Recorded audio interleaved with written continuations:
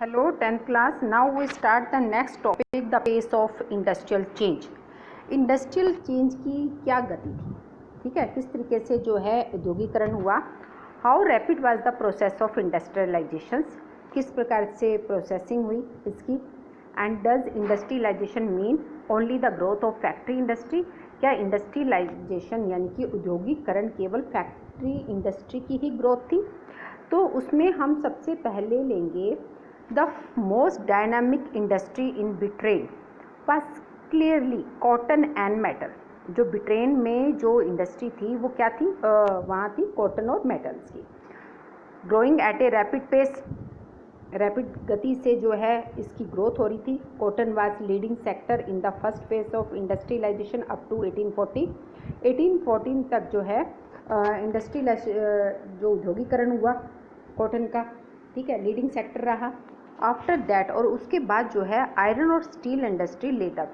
सबसे पहले जो कॉटन की इंडस्ट्री जो है प्रोसेसिंग में रही, उसकी ग्रोथ हुई. उसके बाद जो है आयरन इंडस्ट्री आ गई.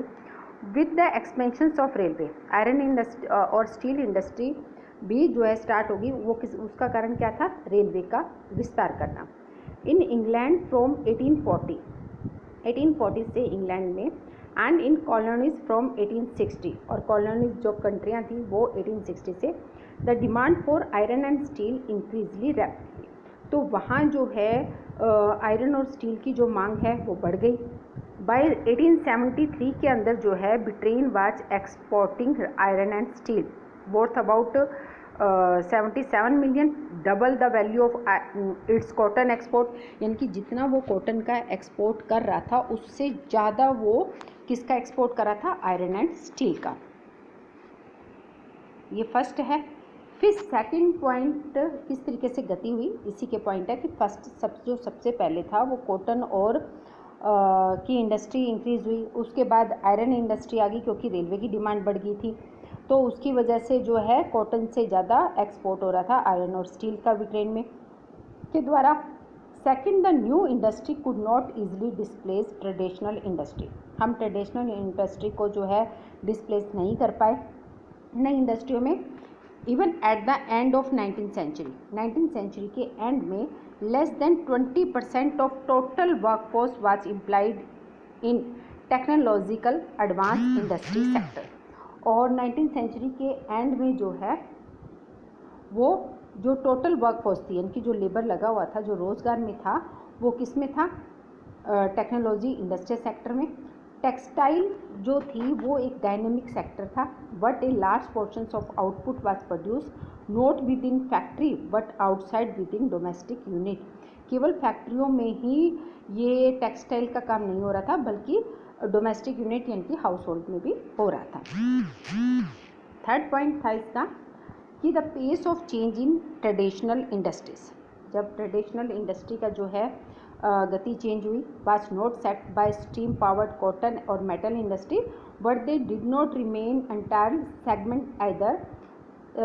Seemingly ordinary and small innovations were the basis of growth in many non-machinized sectors such as food processing, building, pottery, glasswork, tanning, furniture making और प्रोडक्शन ऑफ इम्प्लीमेंट्स. जो थर्ड था industry, जो traditional इंडस्ट्रियाँ थी उसकी गति का परिवर्तन का जो कारण केवल कॉटन और मेटल इंडस्ट्री की स्टीम पावर्ड ही नहीं थी, बल्कि और भी कुछ बहुत से कारण थे. कुछ साधारण कार्य थे, कुछ छोटी छोटी जो इनोवेशंस आविष्कार हुए थे उसकी वजह से भी जो नॉन मशीन सेक्टर था, जहाँ से मशीनों के द्वारा नहीं बल्कि हाथ के द्वारा जो है काम किया जाता था, वो जो है वो भी इंक्रीज होने लगा. फोर्थ पॉइंट है हमारा टेक्नोलॉजिकल चेंज. टेक्नोलॉजी को जो तकनीकी रूप से जो परिवर्तन हो रहा था उसकी गति धीमे थी. दे did not spread dramatically across the industrial landscape. New technology was expensive and merchant and industrials were quotations about using it. जो नई टेक्नोलॉजी आ रही थी उसमें पैसा बहुत ज़्यादा खर्च होता था, और जो हमारे व्यापारी थे, जो उद्योगपति थे, वो उसको यूज़ करने में थोड़ा सा झिझक जा रहे थे. The machine often broke down and repair was costly. अगर मशीन टूट जाती है या उसकी रिपेयर करवानी पड़ती है तो उसकी लागत खर्चा बहुत ज़्यादा लगता था। They were not effective as their inventors and manufacturer claim. और वो उससे जो हमारे आविष्कारक थे, जो मतलब नई नई तरह की मशीनें वगैरह बना रहे थे, तो उनसे वो ज़्यादा प्रभावित नहीं हुए। Consider the case of steam engine. अगर हम स्टीम इंजन की बात करते हैं, जो जेम्स वाट ने improve the steam engine produce by Newcomen and patent the new engine in 1781। James Watt ने स्टीम इंजन जो है पेटेंट करवाया, ठीक है। और हिज इंडस्ट्रियल फ्रेंड था मैथ्यू, उनका दोस्त था, एक इंडस्ट्रीज उद्योगपति, मैन्युफैक्चर द न्यू मॉडल, उसने नया मॉडल बनाया। But for the year he could find no buyer. परंतु उन्होंने देखा कि उन्होंने स्टीम इंजन बना के तैयार कर लिया, परंतु उसको कोई खरीदने वाला नहीं था। At the beginning of 19th century, 19th century की शुरुआत में there were no more than 321 steam engine all over the England.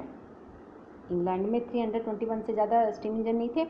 Of these, और इस तरीके से 80 were in cotton industry, 9 in wool industries and the rest in mining. जो 321 से ज़्यादा नहीं थे, जो 321 स्टीम इंजन थे वो कॉटन इंडस्ट्री में, वूल में 9 थे इंडस्ट्री में, और माइनिंग में जो है बाकी के। कैनल वर्क्स और iron work. Steam engines were not used in any of the other industry till much later in the country. Steam engine जो है दूसरी जगह यूज़ नहीं हो रहा था, दूसरी इंडस्ट्रियाँ यूज़ नहीं कर रही थी। So even the most powerful new technology that enhanced the productivity of labor manifold was slow to be accepted by industries. क्योंकि उनको ऐसा लगता कि जो न्यू टेक्नोलॉजी थी उससे प्रोडक्टिविटी तो इंक्रीज़ होती थी, परंतु जो लेबर मैनिफोल्ड था वो स्लो था, जो इंडस्ट्रियल जो है धीरे धीरे उसको स्वीकार कर रहे थे। हिस्टोरियन कहता है कि now have come to increasingly recognise that the typical worker in the mid 19th century was not machine operator। कि वो ये कहते थे कि जो वर्कर थे उनको मशीन ऑपरेट नहीं करनी आती थी, बट द ट्रेडिशनल क्राफ्ट्समैन और जो लेबर थे वो ही उसका मतलब उसको देख रहे थे कि किस तरीके से काम किया जाए। ये स्टीम इंजन का ये स्पिनिंग फैक्ट्री है 1830 के अंदर।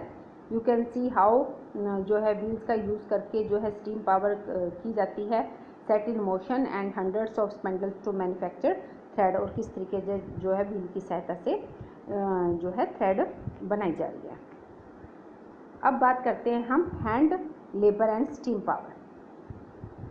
इन विक्टोरियन ब्रिटेन, ये तो था कि हमने आपको कराया था पेस ऑफ इंडस्ट्री चेंज, ठीक है। अब हम करेंगे सेकंड टॉपिक हमारा hand labour and steam power. In Victorian Britain there was no shortage of human labour. वहाँ कोई शॉर्टेज नहीं थी ह्यूमन लेबर की। पुअर पीजेंट और जो थे वो शहरों में काम खोजने की तलाश में, नौकरी की तलाश में जो है इंतज़ार में खड़े थे। As you will now know when there is a plenty of labour wages are low. जब आपको पता ही है कि जब लेबर ज़्यादा होता है तो क्या होता है, मजदूरी रेट कम होती है। So industrials have no problem to introduce machine. Problem of labour shortage और हाई वेजेस कॉस्ट, इसलिए इंडस्ट्रियल्स को कोई प्रॉब्लम ही नहीं थी, ना लेबर की प्रॉब्लम थी, ना हाई कॉस्ट की प्रॉब्लम थी कि कोई हमसे मजदूरी रेट ज़्यादा मांगेगा। तो they did not want to introduce machine, इसलिए वो मशीन को इंट्रोड्यूस नहीं करना चाहते थे, क्योंकि अगर मशीन इंट्रोड्यूस हुई तो खर्चा जो है बहुत ज़्यादा लगता। That got rid of human labour and required large capital investment. इससे क्या होगा कि ह्यूमन लेबर की कमी हो जाएगी और इन्वेस्टमेंट जो है ना, कैपिटल इन्वेस्टमेंट जो है बहुत ज़्यादा करना पड़ेगा, क्योंकि बहुत ज़्यादा पूंजी लगानी पड़ती है, उसको ऑपरेट करने में भी प्रॉब्लम होती है। दूसरा क्या कहते हैं, अगर वो टूट फूट जाए या उसकी रिपेयर करने की जरूरत हो तो भी लागत बहुत ज़्यादा, यानी कि खर्चा बहुत ज़्यादा लगता था। In many industries the demand for labour was seasonal, क्योंकि बहुत सारी इंडस्ट्रियों में तो सीजन के अकॉर्डिंग ही जो है मजदूरों की डिमांड थी। Gas works and breweries were especially busy. बस गैस वर्क और यही लोग जो है इन्हीं इंडस्ट्रियों में जो है ज़्यादा काम होता था, तो यहीं वर्कर की ज़्यादा ज़रूरत थी। थ्रू द गोल्ड मंथ, ठंडे महीनों में भी बहुत ज़्यादा यहाँ पे जो है बिजी रहता था, मतलब बहुत ज़्यादा काम होता था। So they needed more worker to meet their peak demand, इसीलिए क्योंकि डिमांड ज़्यादा होती थी ठंड के महीने में तो इनको ज़्यादा लेबर की ज़रूरत होती। बुक बाइंडर और printer catering to Christmas demand to needed extra hand before दिसंबर से पहले जो है कैटरिंग क्रिसमस के त्यौहार पर ज़्यादा डिमांड होती थी। बुक बाइंडिंग और प्रिंटर के लिए जो है इनकी डिमांड ज़्यादा थी लेबर्स की। At the water front winter was the time that ship were repaired and scraped up, जब सर्दियाँ होती थी तो इनको शिप को रिपेयर वगैरह करवाना पड़ता था। In all such industries were production fuse with the season के अकॉर्डिंग जो है इन इंडस्ट्रियों में काम भी बहुत ज़्यादा बढ़ जाता था। Industries usually preferred hand labour, तो जो उद्योगपति थे वो ज़्यादातर हैंड लेबर हाथ से काम करने वाले वर्करों को ज़्यादा प्रेफर करते थे। इस सीजन के टाइम में जब इनकी डिमांड बहुत ज़्यादा होती थी उस टाइम वो चाहते थे कि हैंड लेबर इनके पास ज़्यादा हो, क्योंकि कम कॉस्ट में ये ज़्यादा काम करवा सकते थे। ए range of product could be produce only with hand labour, और ज़्यादातर जितने भी प्रोडक्ट प्रोड्यूस किए गए वो ज़्यादातर उनको कौन प्रोड्यूस करता था? हैंड लेबर करता था। Machine were oriented to producing uniforms standardise goods for a mass market, और मशीनों के द्वारा तो जो है केवल यूनिफॉर्म और स्टैंडर्डाइज मतलब कि बहुत स्टैंडर्ड वाले सामानों को ही प्रोड्यूस किया जाता था। But the demand in market, परंतु मार्केट के अंदर जो डिमांड होती थी वो was often for good with integrate design and specific shape, भी उसकी शेप अच्छी होनी चाहिए, डिज़ाइन अच्छा होना चाहिए, ऐसी चीज़ों की डिमांड बहुत ज़्यादा थी। इन मिड 19th सेंचुरी और 19th सेंचुरी के मिड में Britain from instance 500 variety of hammer was produce and 45 kinds of axes, इन्होंने ये हैम्बर और एक्सिस जो है प्रोड्यूस की। और these required human skill not mechanical technology, इसमें ह्यूमन स्किल की ज़रूरत थी, यानी कि मनुष्य ही जो है इन चीज़ों को सही तरीके से यूज़ कर सकता था, ना कि मशीन की टेक्नोलॉजी। इन विक्टोरियन बिट्रेन की बात करते हैं, जो अपर क्लासेस थी, एरिस्टोक्राफ्ट और जो बर्गेसिस थे वो प्रेफर करते थे प्रोड्यूस बाय हैंड, मतलब जो बड़े बड़े रिच पर्सन थे वो ये चाहते थे कि हाथ से बनी हुई चीज़ें ही वो सबसे ज़्यादा प्रेफर करते थे उनको खरीदना। Handmade product come to be symbolise refinement and class, क्योंकि जो हैंडमेड चीज़ वो घर में रखते थे तो उससे उनका स्टैंडर्ड शो होता था, तो ये बहुत अमीर व्यक्ति है, क्योंकि वो सामान कॉस्टली होता था हैंडमेड और बहुत सुंदर डिज़ाइनों में होता था, तो उससे वो अपने आप का स्टैंडर्ड शो करते थे। They were better finished individually produce and carefully design, क्योंकि हाथ से जब कोई चीज़ बनाई जाती है तो बहुत सावधानी पूर्वक, और एक इंडिविजुअल जो है पर्सन उसको स्पेशलाइजेशन होती है उसके पास, तो बहुत सावधानी पूर्वक तरीके से और बहुत सुंदर तरीके से वो डिज़ाइन करता। जबकि machine made goods were for export to colonies, जो मशीन से बना हुआ सामान था वो तो केवल जिन राज्यों को इन्होंने गुलाम बनाया हुआ था उनकी मार्केट में ही ये वो सामान प्रोड्यूस करते थे। In country with labour shortage, जब कंट्री में लेबर की शॉर्टेज हुई, industries were need on using machine mechanical power so that they need for human labour can be minimise, जब ह्यूमन लेबर की कमी होगी तभी इनको ज़रूरत किसकी हुई? मशीन की, क्योंकि काम के हिसाब से ह्यूमन लेबर था नहीं तो इन्होंने उसको कम कर दिया, मशीन ज़्यादा यूज़ करने लगे। This was the case in 19th century, ये केस 19th सेंचुरी का है कि America Britain had no problem hiring human hands, America और ब्रिटेन को कोई प्रॉब्लम ही नहीं थी कि वो लेबर जो है कि उनको शॉर्टेज हो तो वो लेबर जो है आराम से लाते। तो ये है हमारा topic hand labour and steam power का।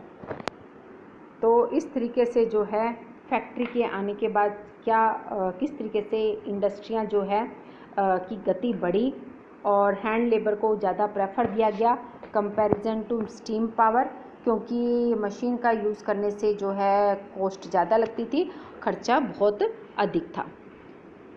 तो आप ये 2 टॉपिक कराए हैं, इसको पहले ध्यान से सुने और फिर इससे रिलेटेड नोट्स जो हैं अपने रजिस्टर में नोट करें।